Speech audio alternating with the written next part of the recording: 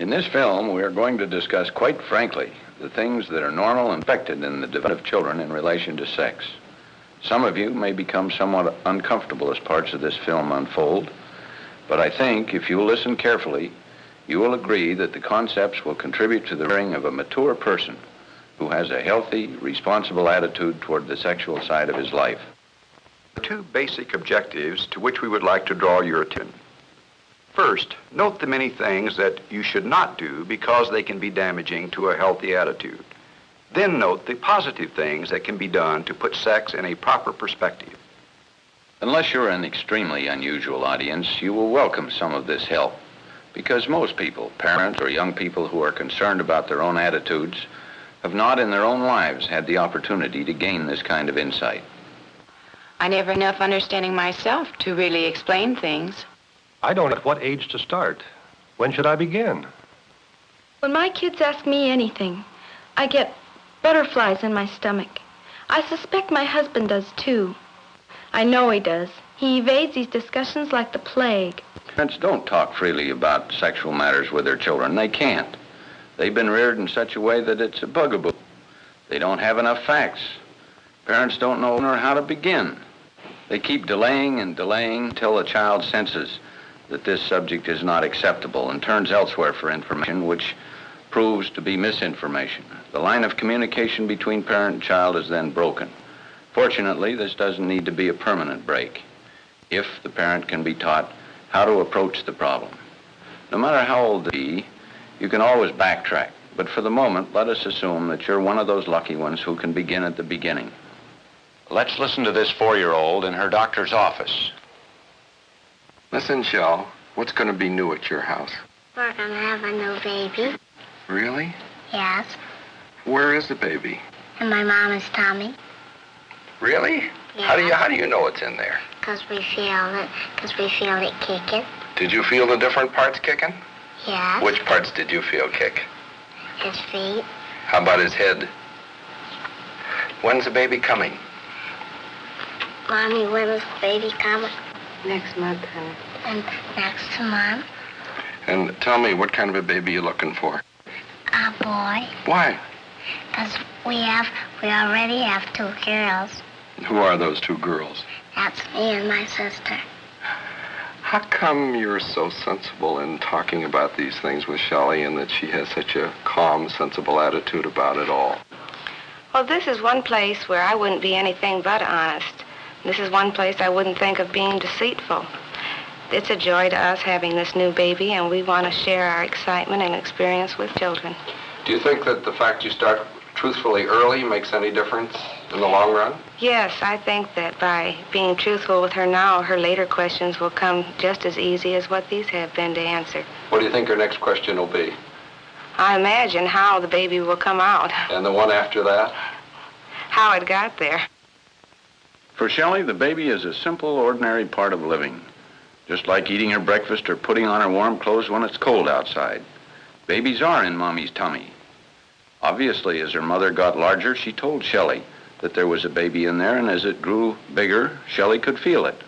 Shelley at this age is not particularly interested in how the baby got in there, nor even how it's going to get out. But there it is, an acceptable fact, and quite exciting, too. This phase of reproduction is fairly easy for most parents to handle. No storks, no cabbage leaves, no doctor's bags. The next question, however, most parents find a little more difficult to manage. Mommy, I want to ask you something. What is it, dear? I know that the baby grows inside you. That's where Johnny was. But he seems so big. What I wonder is, how does he get out of there? Your belly button? It's too small. Mary, the baby doesn't come out of your navel. Let me tell you how it is. There's a special opening just in front of the place where you have your BM.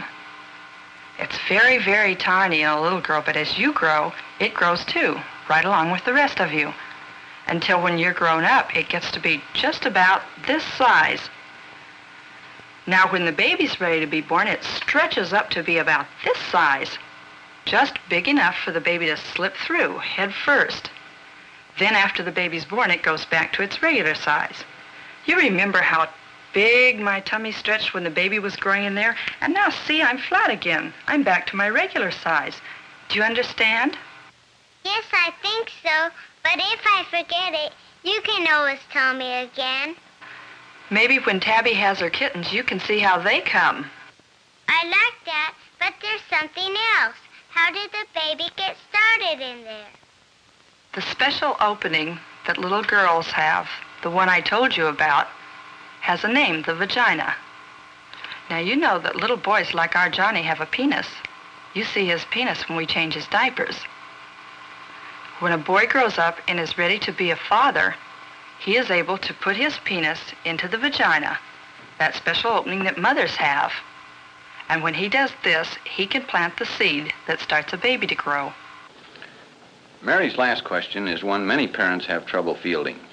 You notice that the mother is giving clear, direct answers within this child's ability to understand.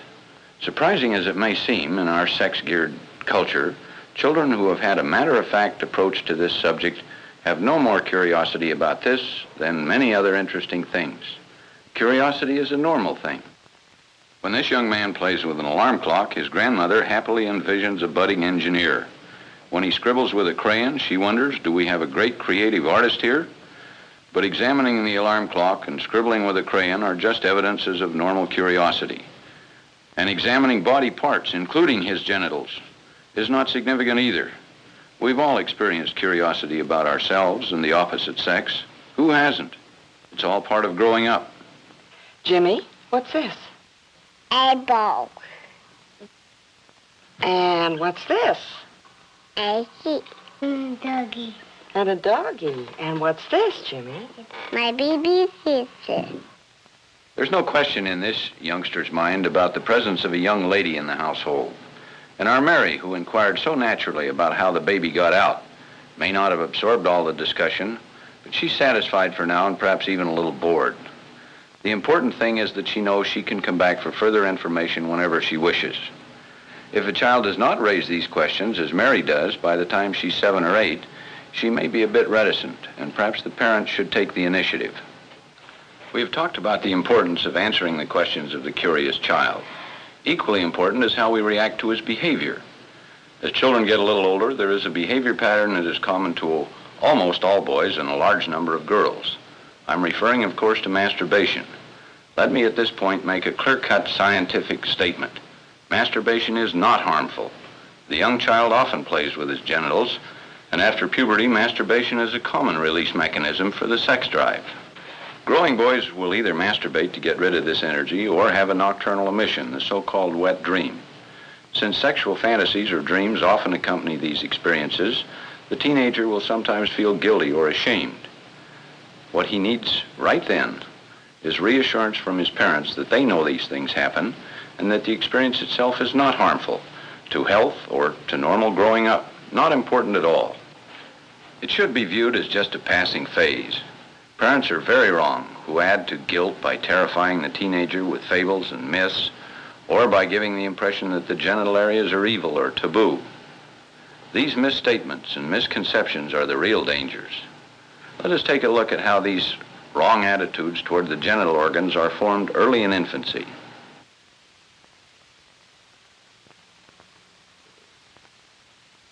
Tammy, don't do that. Honey, that's nasty. Honey, you know better than that. Shame, that's nasty. You know better than that. Oh, honey, you make me so ashamed of you. When parents behave this way 50 or 100 times over a period of time, the child automatically expects this kind of reaction. Without even thinking, in his young mind, he comes to believe that he's done something bad, something wrong. This undeserved guilt can carry over into childhood or even adulthood. In fact, the parents of the babies we just saw probably were themselves treated this way when they were younger. The child's whole attitude towards sex, then, is built on the premise that there is an element of badness in it. He can't help himself. He has been trained this way, and it's been built into his conscious and his unconscious before he was even aware of what it meant. This will have a profound effect on his feelings as he begins to mature, and especially when he reaches adolescence. every so often I get a strong sex urge, and the only way I can take care of it is to masturbate. And when I do, I feel awful. It's just like I've committed a crime or something. And it worries me, and I say, well, I won't do it anymore.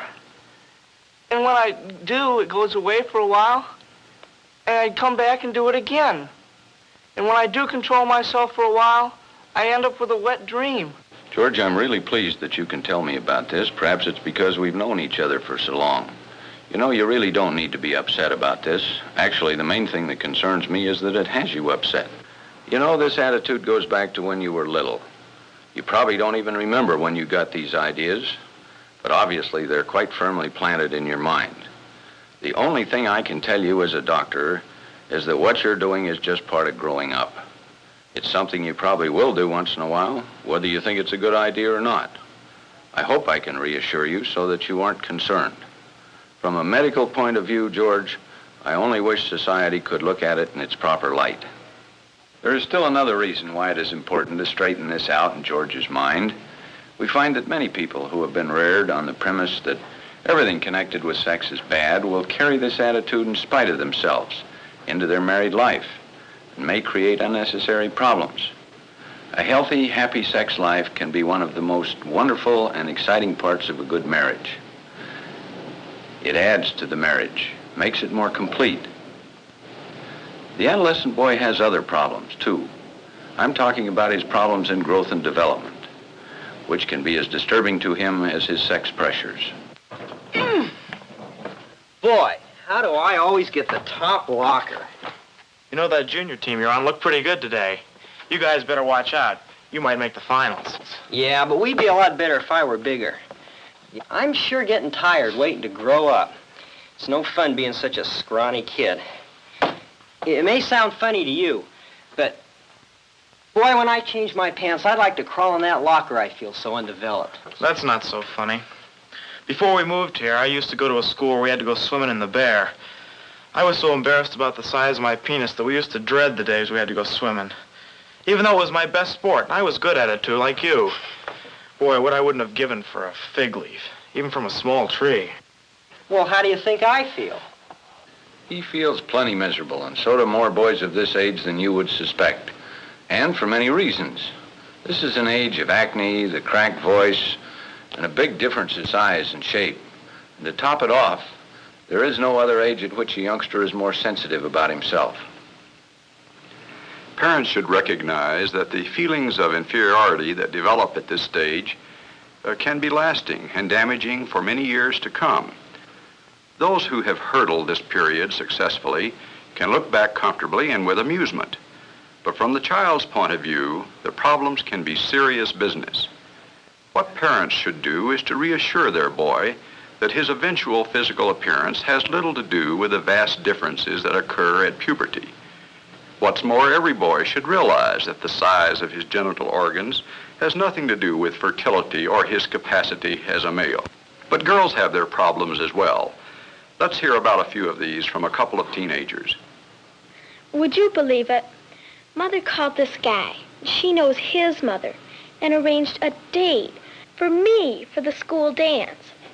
Well, what could he do? But then what could I do? We went, and it was just terrible. What did you do then? Oh, we just sat there. He was sort of a drip and couldn't even dance. I don't know how to talk to boys. Oh, did the time drag. Did you tell your mother that? You bet I did. We had a real scene afterwards. Oh, but she just said it was important to get started early, to get into the right social group. That's the way she feels. I mean, you don't get into any crowd by just being there or trying to be pushy. I don't know who's worse off. At our house, no dates, even school dances, till you're 16, and that's the law. What makes them think that when I hit my 16th birthday, all of a sudden I'm old enough than I wasn't the day before? I get so mad. I know. You've always been, sort of able to talk to boys. I've watched you. And sometimes I've wished I could be like that. Oh, but I'm not like that, even if my mother does want me to be a glamour girl. Oh, she's always after me about my hair, or my clothes, or the kids I should go with. And she even reads the fashion magazines more than I ever do, and buys me clothes we can't really afford. Here's a place where I want to make a brief comment about the influence of the advertising world in stimulating sexuality. Sales pitches for titillating devices such as perfumes, clothes, makeup are designed to lure the young girl or her over-anxious parent into accepting this exaggerated emphasis on sexuality or sex appeal as the standard, and the use of these devices as essential for competing sexually. Parents should be aware of this, that this sort of pressure frequently helps set an artificial pace for the teenager. A young girl who is not yet ready or really interested in these devices may often feel that something is wrong with her since she's not really interested in these things when other girls are. On the other hand, many other girls who acquire the desired allure are as yet by no means mature in other ways, and they find the stage set for many problems they aren't ready to handle. But let's get back to the girls. You know that boy in my math class, the one I was telling you about? He wanted to take me out, just to the high school play. I told him I had to babysit. I couldn't say my folks wouldn't let me. I can't understand them. It's not as if you had done something to make them feel that way. A lot that matters. They act as if they don't trust me or something. Well, sometimes I feel like just going ahead anyway. Carrie and Patty have made some very significant remarks. There is a big difference in the time at which girls mature.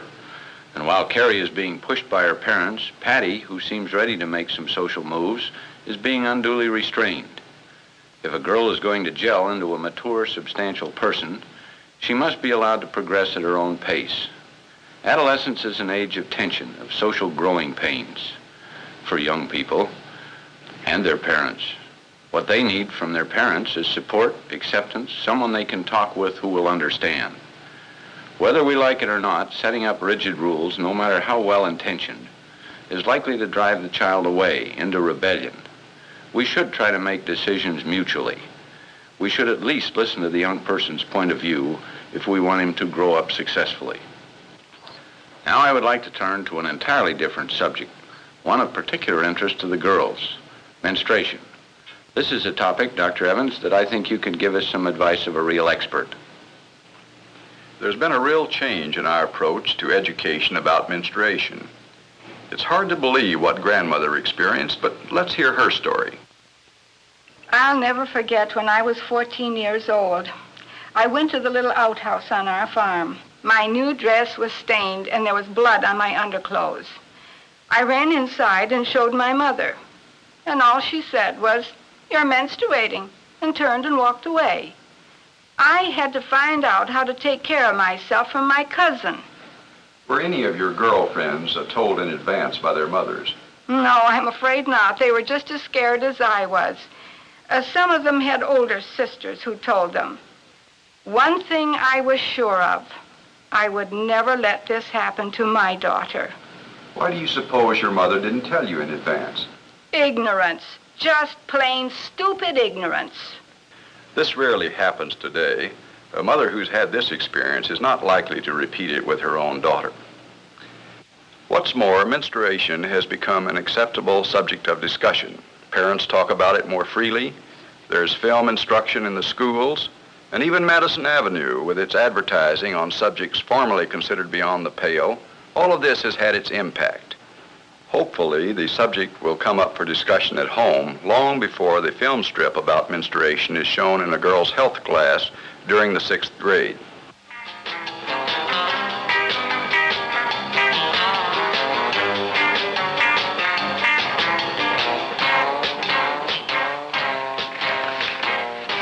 Hi, Mom, what you got?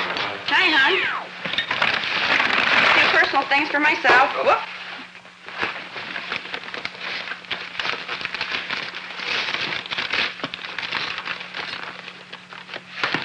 Mommy, what's this?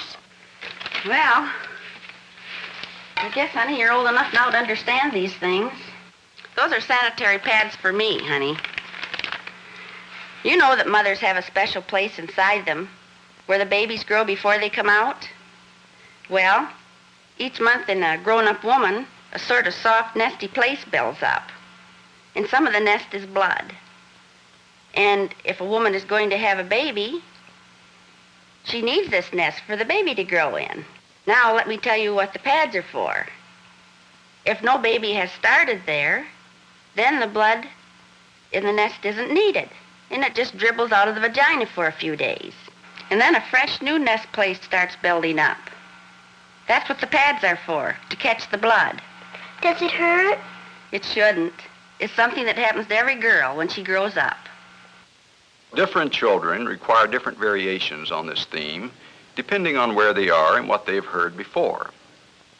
Again, we try to explain to them in a simple way just what they really want to know. Certainly the child at this point has not been given the whole picture. But if the parent has laid the groundwork carefully, this will be merely another step toward full understanding. I never had a good enough understanding myself to really explain things. Few parents, even those eager to explain the physical nature of menstruation, seem to have the essential know-how. Let us look now at how the endocrine glands work when a girl begins to mature and menses begin.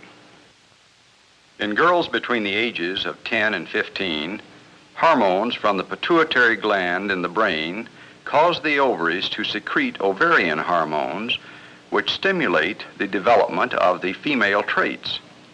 The hips fill out, the breasts develop, hair begins to grow, and the uterus enlarges. As puberty progresses, a cycle emerges wherein the ovary erupts an egg each month at about the time the lining of the uterus reaches its peak of development. The egg passes through the fallopian tube, the place where fertilization occurs, and the stage is then set for fertilization with the sperm. If the egg is fertilized, it settles into the lining of the uterus. If there is no fertilization, menstruation occurs. Since the uterine lining, or that nesty place little Mary was told about, is not needed to nourish the fertilized egg, it is sloughed off. This sloughing off of the broken down cells and blood from the lining of the uterus and their discharge through the vagina is what menstruation actually is. And when did you first learn about menstrual periods? Oh, I really can't remember. I just always sort of seemed to know something about it, and I knew that I'd have them someday. I do remember, though, when I started to develop, my mother reminded me that I'd probably be starting soon, and that's when she went into the sort of information that you gave in the animation. Not as clearly as that, but I felt I knew what the score was. And then she did a very practical thing. She gave me a belt and a pad, and I was all set. Most of my friends' mothers didn't do it this well, though. Among my friends, it really ran the gamut about what they knew and what they didn't know. Well, now that you are a woman of experience, having had menstrual periods for several years, looking at the information that you received before you started, how would you evaluate it? Well, my mother was pretty realistic, but I think I was a little misled by some of the booklets and films that we saw. There was too much that was rather flowery. What I mean is, everything was either delightfully benign or scientifically factual, and was so detached from me. None of the nuisance elements were brought out, and really, that's what's the biggest headache to most girls. No one ever mentions that you can wear 2 pads on a heavy day, or that tampons are all right, even if you aren't married. The fact is, a lot of girls do get cramps in the first couple of days, and I know then I'm limited for some sports. You mean that what you really needed to know is that menstruation is a nuisance, but not something terribly unpleasant. Oh, I don't know. But after a few periods, a girl becomes very aware of some of these nuisance factors. Really, they're just inconveniences for the most part. Of course, it's nothing like in my mother's day, not nearly so restricted. You should hear my mother laugh about her high school gym class. All the ladies who were having their periods had to get in their gym suits. Then they sit along the sidelines, radiating their attainment of womanhood and smugly enjoying their femaleness, while the rest of them whacked the volleyball. They don't do it that way anymore. Perhaps you've heard some of the old wives' tales about don't take a bath, don't wash your hair, don't eat pickles while you're menstruating. But one thing I do want to point out, and that is that some girls who do have severe cramps and are confined to bed during their periods make the mistake of accepting this as par for the course. These girls can be helped, and they should see their doctors.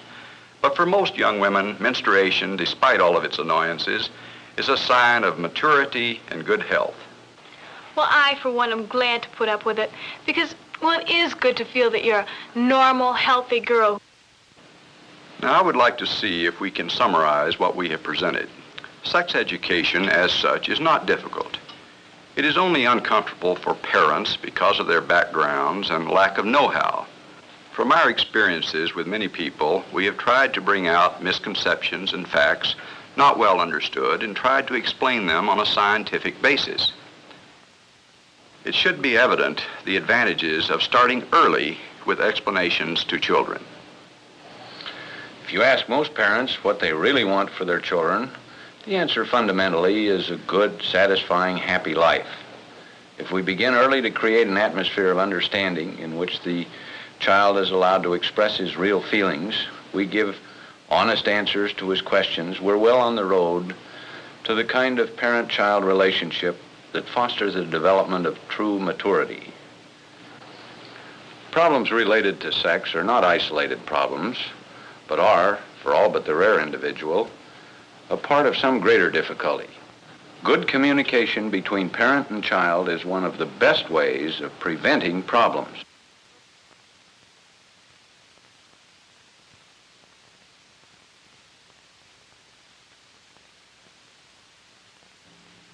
What is this film really saying? First of all, that sex is normally and properly a part of each one of us from babyhood on. Secondly, that understanding and acceptance of the normal sexuality of children of all ages is a must for every adult. From the innocent exploration of his genitals by the tiny baby to the strong, powerful feelings of sexuality in adolescence. What children need from us is information to answer all of their questions. This is a must, just to protect them against the misinformation and wrong attitudes that are all around us. More than this, they need trust in their intelligence, in their strong desire to grow up to be good people. Trusting them with information about sex sets the stage for the development of a sense of responsibility in the management of the powerful feelings that go with sex. Most of all, children need parents who can show love for each other and for their children. For in such a home, sharing knowledge of this great and universal human experience can only serve to strengthen family ties. This film sets the stage for the real sex education that will be needed in later adolescence, when boys and girls start dating, when they need not only information, but plenty of opportunity to discuss with each other and with trained adults the many problems and decisions that they'll be faced with about their sexual lives. Boys and girls need just this kind of help if they're to grow up to be the mature men and women that we want them to be, capable of making responsible decisions in all areas, including the sexual one. Now, you've seen the first steps in this process of developing mature attitudes about sex. All of us are involved in the process of sex education. And of course, all of us carry the same goals in our hearts for our children. Happiness in their own marriages and in their own family lives later on.